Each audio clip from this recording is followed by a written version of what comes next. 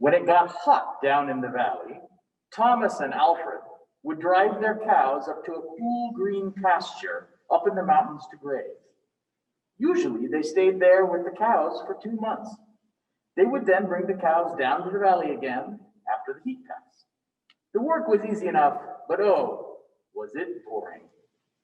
All day, the two men would tend to the cows, and in the evening, they would retire to a tiny hut where they lived.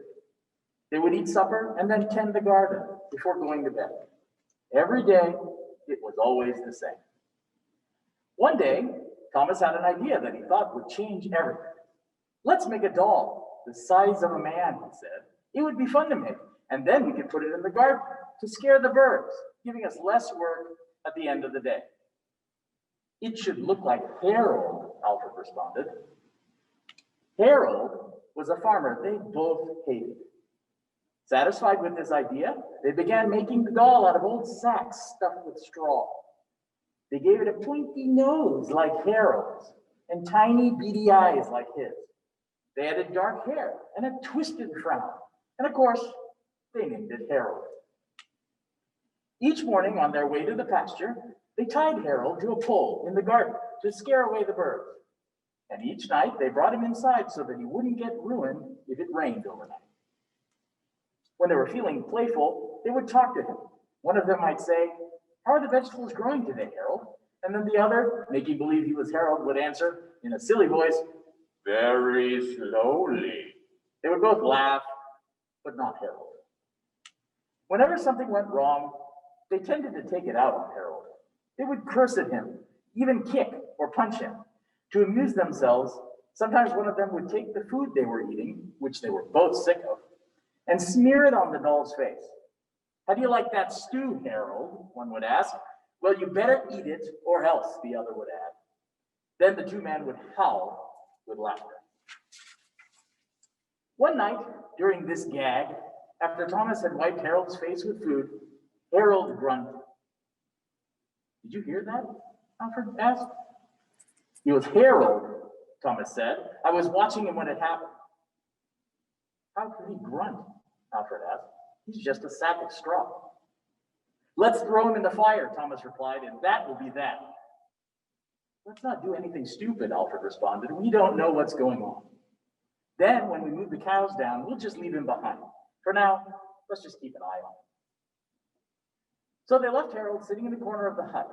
They didn't talk to him or take him outside anymore. And every now and then, the doll would grunt, but nothing more. A few days passed, and the two men decided that there was actually nothing to be afraid of. Maybe a mouse or some insects had gotten inside of Harold and were the ones that were making those sounds. So Thomas and Alfred went back to their old ways. Each morning, they put Harold out in the garden, and each night they brought him back into the hut. And again, when they felt playful, they joked with him.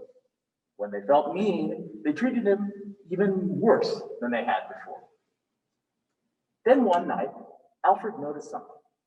"I think Harold's growing," he said. "I was thinking the same thing," Thomas replied. Alfred went on. "Maybe it's just our imagination. We have been up here on this mountain for so long." The next morning, while they were eating breakfast, Harold suddenly stood up and walked out of the hut. He climbed up on the roof and began trotting back and forth, like a horse on its hind legs. All day and all night, he continued trotting like that.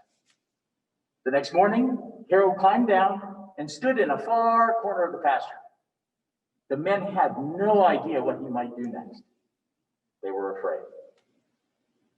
They decided then and there to take the cows back down into the valley. As they left, Harold was nowhere in sight. They felt as if they had escaped a great danger, and they began joking and singing. After not even a mile, they realized that they had made a mistake and had forgotten to take the milking stools. Neither one wanted to go back for them, but the stools would cost as much as the profit from selling the milk to replace. They told each other there's really nothing to be afraid of. After all, what could a doll do? They drew straws to see which one would go back. It was Thomas. "Keep going, Alfred. I'll run back, grab the stools, and I'll catch up with you," he said. He ran back towards the hut.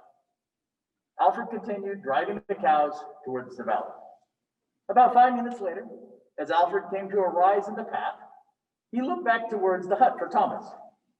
He did not see him anywhere, but he did see Harold on top of the roof again, facing away from him.